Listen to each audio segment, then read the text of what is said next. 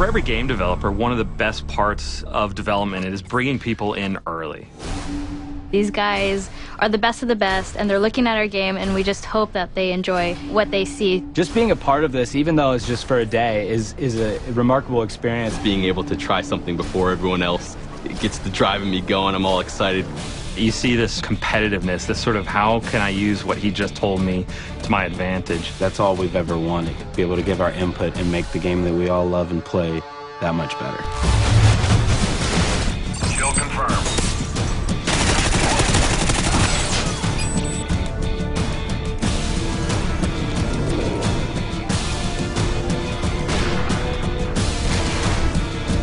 Crank really developed from the idea of playing again with the TDM rules. We've added this idea that once you get a kill, you become cranked. You start speeding up, you're running all crazy. And then you have 30 seconds to kill another enemy, and if you don't, you explode.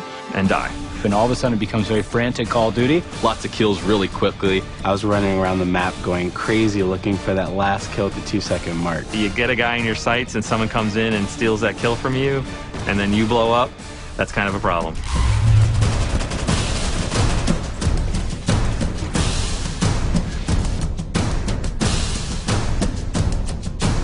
With Search and Rescue, we realized we wanted to build upon Search and Destroy. It's a search and destroy type of game, except when you die, you drop a tag. Your teammates can go pick up your dog tags and revive you. But if the enemy gets it, you're out. It requires a lot more teamwork, a lot of communication when you're playing. You're playing chess, not checkers, when you play Search and Rescue. Creates a whole different dynamic in Search.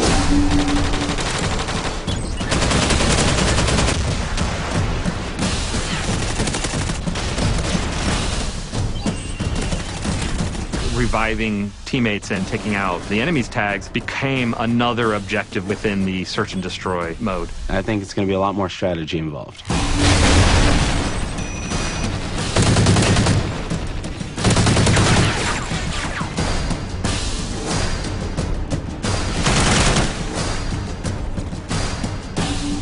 Now we have the Contextual Lean. Where you get up to a corner and lean left or right. I think it's great, and it's something that needed to be introduced into Call of Duty, and I love the way that it was introduced.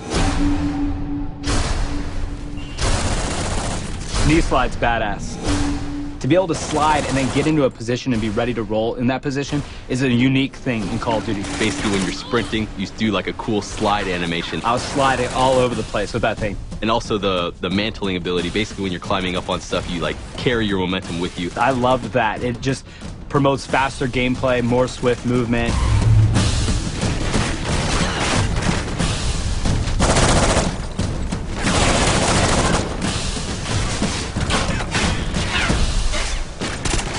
We brought back Assault, Support, and Specialist. And with Assault, I saw a lot of people choosing the dog, and it's one of my personal favorites as well. To have this companion, this dog that helps you out, is so cool. It'll growl or bark when there's an enemy nearby, so you may be alerted to someone upstairs or right out the corner. We haven't really seen that in Call of Duty before, to have real AI things that escort you around the map. That really appealed to me. We revamped the way we use UAV. Now they're called Satcoms. This adds a different element as far as being able to hide these, stack them, put them off to the side, and then play a little bit more defensive mind, because now you can actually protect your UAV. The first tier will give players eyes on. So when a teammate sees an enemy, you'll see it on your minimap. When you throw down a second Satcom, it gives you the traditional UAV that everyone's familiar with. And when a third is thrown down, that's when you see the directional movement of enemies. The other thing that I really like, where you can snipe from the helicopter. You go up into the air and you can control where the helicopter is on the map, but it's up to you to snipe off enemies. And trying to snipe the guy that's sniping from the helicopter is even much harder. It's definitely going to be fun. I'm going to love this every second of it. We're also adding a new robust perk system. Basically, they've split a bunch of perks from the old Call of Duties and made a pretty big list of them. Some perks may be more useful than others or more powerful than others. It may take up 5 allotted slots, it may take up 4, just depending on what you want to use.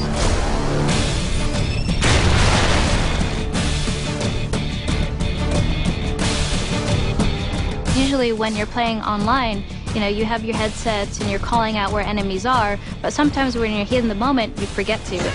With Battle Chatter, it picks up on where the enemies are and it'll notify you. And there's a couple times where I turned around because there's a guy screaming and I was trying to figure out what he's talking about, and he's right, like there's someone on my 6, there's someone behind me. It gives you a better sense of where enemies are, even if you're kind of shy and you want to stay quiet throughout the game. Got hostiles near the wrecked ship!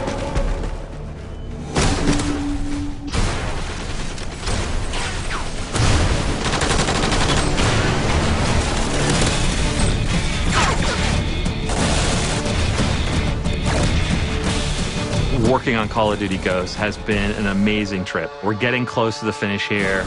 Everyone's really excited. We were a launch title for the 360, and now to be a launch title for the Xbox One, it's a really, it's kind of a fun, monumental occasion for us. We know it's a lot more work. We know it's a lot harder, and that actually, I think, just drives us more. And I'm really excited about how Call of Duty Ghosts is going to turn out on Xbox One.